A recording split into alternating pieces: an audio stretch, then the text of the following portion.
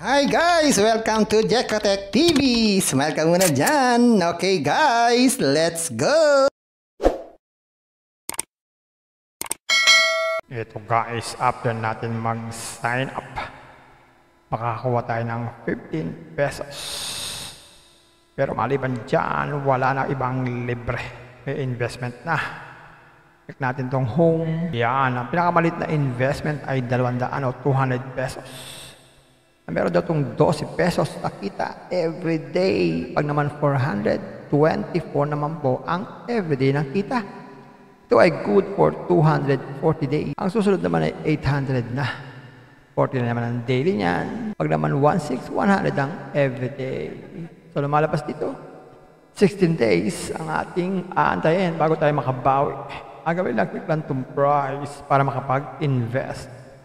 Pero bago mag-invest, kailangan mag-recharge. Recharge. Yan. So, ang minimum recharge ay 200. Lagay tayo ng 1K. Yan. Pwedeng dalawang GCash or Maya. GCash na lang tayo. Click ng recharge. Via GCash, login tayo. Yan. Scan tong QR code. Pag nag-transfer na sa ating account, pwede na tayong mag-invest. Ang minimum withdrawal dito ay 60 pesos. Kaya lang may bawas na 8%. At anytime daw, pwede tayong mag-withdraw. So ayan guys, nakita na natin itong application na to. Medyo maliit ang kanilang minimum withdrawal. Pero matagal mabawi ang puhunan. Medyo matagal ka, mga 16 days. Kaya masasabi ko, tatagal ito ng mga ganun. Maaaring tumagal na 16 days o maaaring hindi. Kaya ito ay kakategorize ko na rin para sa mga risk taker. Kung kayo naghahanap ng pangmatagalan, ito, pwede ito pang matagalan ito. Kaya lang hanggang 16 days lang. Walang kasiguruhan. Kaya sa risk taker na lang ito. Pero pwede naman kayo sumali. Mga naghanap ng long-term earning app. Kaya lang tayo sa libre, ha? O mga risk taker, magsuri muna bago mag-invest. Pampaalala, ang ganitong mga application, minsan tumatagal, pero minsan sandaling-sandali lamang. Kagaya itong application na ito. Ang hula ko dito, tatagal ito mga 4 to 5 days. Pag sumobra dyan, swerte na tayo. Kaya maging mag-ingat sa ating pag-i-invest. At kung wala kayong pag-invest,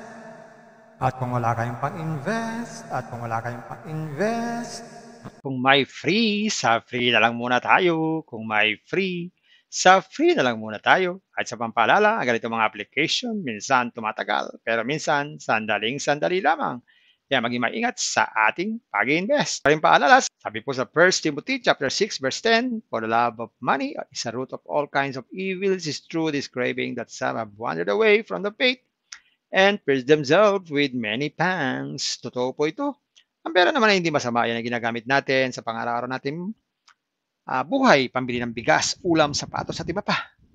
Pero ang babala dito ay yung pag-ibig sa pera. Pag tayo po umibig na sa pera, maaari tayong makagawa ng sari-saring kasamaan. Yan po ang kinauugatan, yung ating pag-ibig sa pera. Kaya ito po ay isang babala. Dahil ang ating ibang mga kasama natin ay nawala na sa pananampalataya. Mas pinili nilang ibigin ang pera. Hindi na natin alam kung nasaan sila. Kaya pinag-iingat po tayo dito. Mag-iingat po tayo sa pag-ibig sa pera. Bye-bye. Ingat lang sa pag-invest. Bye. Hi guys! Welcome to Jekotech TV! Smile ka muna dyan! Okay guys, let's go! Ito guys, after natin mag-sign up, makakuha tayo ng 15 pesos. Pero maliban dyan, wala na ibang libre. May investment na. Check natin tong home. Yan, ang pinakamalit na investment ay 200 o 200 pesos. Meron daw itong 12 pesos na kita everyday. Pag naman 424 naman po ang everyday na kita. Ito ay good for 240 days. Ang susunod naman ay 800 na. 40 na naman ang daily niyan. Pag naman 1,600 ang everyday. So lumalabas dito, 16 days ang ating aantayin bago tayo makabawi. Ang gawin lang, click lang itong price para makapag-invest. Pero bago mag-invest, kailangan mag-recharge. Recharge. Yan. So, ang minimum recharge ay 200. Lagay tayo ng 1K. Yan. Pwedeng dalawang Gcash or Maya. Gcash na lang tayo. Click ng recharge. Via Gcash. Login tayo. Yan. Scan tong QR code. Pag nag-transfer nasa ating account, pwede na tayong mag-invest. Ang minimum withdrawal dito ay 60 pesos. Kaya lang may bawas na 8%. At anytime daw, pwede tayong mag-withdraw. So, ayan guys. Nakita na natin itong application na to. Medyo maliit ang kanilang minimum withdrawal. Pero matagal mabawi ang puhunan. Medyo matagal ka, mga 16 days. Kaya masasabi ko, tatagal ito ng mga galon. Maaaring tumagal ng 16 days o maaaring hindi. Kaya ito ay kakategorize ko na rin para sa mga risk taker. Kung kayo naghahanap ng pangmatagalan, ito, pwede ito pang matagalan to. Kaya lang hanggang 16 days lang. Walang kasiguruhan. Kaya sa risk taker na lang to. Pero pwede naman kayo sumali. Mga naghanap ng long-term earning app. Kaya lang tayo sa libre, ha? O mga risk taker, magsuri muna bago mag-invest. Pampaalala, ang ganitong mga application, minsan tumatagal, pero minsan sandaling-sandali lamang. Kagaya itong application na to, ang hula ko dito, tatagal ito mga 4 to 5 days. Pag sumobra dyan, swerte na tayo. Kaya maging mag-ingat sa ating pag-i-invest. At kung wala kayong pag-invest,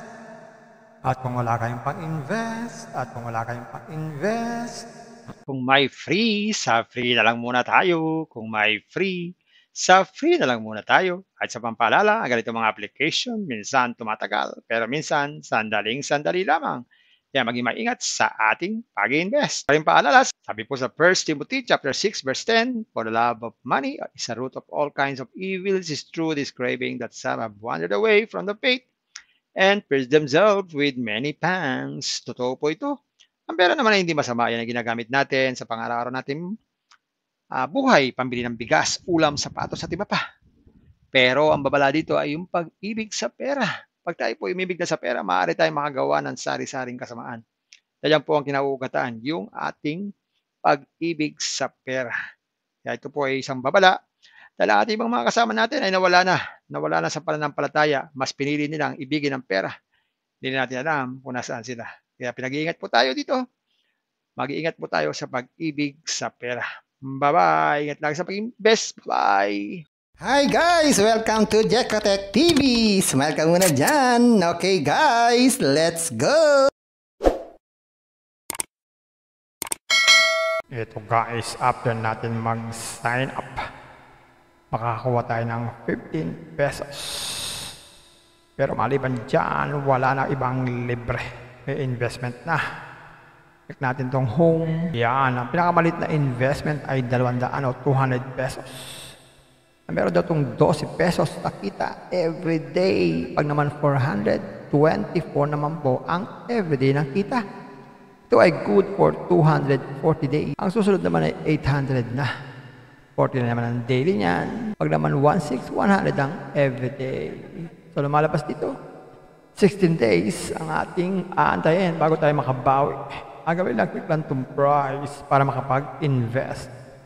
Pero bago mag-invest, kailangan mag-recharge. Recharge. Yan. So, ang minimum recharge ay 200. Lagay tayo ng 1K. Yan. Pwedeng dalawang Gcash or Maya. Gcash na lang tayo. Click ng recharge. Via Gcash, login tayo. Yan. Scan tong QR code. Pag nag-transfer nasa ating account, pwede na tayong mag-invest. Ang minimum withdrawal dito ay 60 pesos. Kaya lang may bawas na 8%. At anytime daw, pwede tayong mag-withdraw.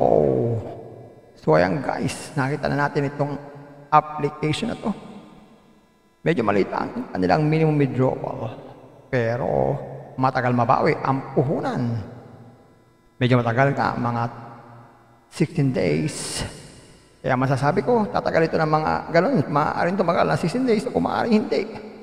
Kaya ito ay kakategorize ko na rin para sa mga risk taker. Kung kayo naghahanap ng pangmatagalan, ito, pwede ito pang matagalan to. Kaya lang hanggang 16 days lang. Walang kasiguruhan. Kaya sa risk taker na lang to. Pero pwede naman kayo sumali. Mga naghanap ng long-term earning app. Kaya lang tayo sa libre, ha? O O mga risk taker, magsuri muna bago mag-invest. Pampaalala, ang ganito mga application, minsan tumatagal, pero minsan sandaling-sandali lamang. Kagaya itong application na to, ang hula ko dito, tatagal ito mga 4 to 5 days. Pag sumobra dyan, swerte na tayo. Kaya maging mag-ingat sa ating pag-i-invest. At kung wala kayong pag-invest,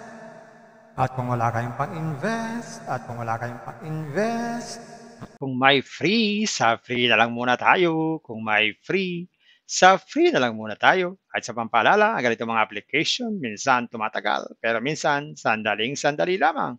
Kaya maging maingat sa ating pag-invest. Paring paalala, sabi po sa 1 Timothy chapter 6 verse 10, for the love of money is a root of all kinds of evils, is true this craving that some have wandered away from the faith and pierced themselves with many pangs. Totoo po ito. Ang pera naman ay hindi masama. Yan ang ginagamit natin sa pang-araw-araw natin buhay, pambili ng bigas, ulam, sapatos at iba pa. Pero ang babala dito ay yung pag-ibig sa pera. Pag tayo po umibig na sa pera, maaari tayong makagawa ng sari-saring kasamaan. Yan po ang kinauugataan, yung ating pag-ibig sa pera. Kaya ito po ay isang babala. Dahil ang ating ibang mga kasama natin ay nawala na sa pananampalataya. Mas pinili nilang ibigin ang pera. Hindi natin alam kung nasaan sila. Kaya pinag-iingat po tayo dito. Mag-iingat po tayo sa pag-ibig sa pera. Bye-bye. Ingat lagi sa pag-invest. Bye. Hi guys! Welcome to Jekotech TV! Smile ka muna dyan! Okay guys, let's go!